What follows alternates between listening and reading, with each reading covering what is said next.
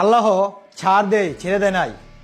হে যে ইহুদিরা, বিশ্বের যত ইহুদি আছে, হ্যাঁ একটা প্রমাণ দেখো। দেখো জ্বলছে আমেরিকার শহর ক্যালিফোর্নিয়া, জ্বলছে, দাউ দাউ করে জ্বলছে, দুদিন ধরে আগুন জ্বলছে।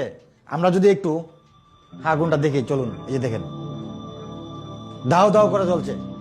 আর যদি আমরা স্যাটেলাইট ক্যামেরা দিয়ে দেখি একটু পুরোটা শহর আমেরিকার, তাহলে দেখুন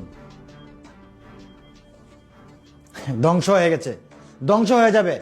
এটা ধ্বংস হওয়ারই কথা, কারণ ফিলিস্তিনের মুসলমানদেরকে ধ্বংস করার জন্য অনেক বছর ধরে এই আমেরিকাই অর্থ দিয়েছে, তাদেরকে সহযোগিতা করেছে।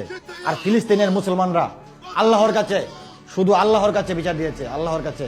সেই বিচার এখন আল্লাহ কবুল করেছে। চলুন একটু দেখি, এই যে দেখেন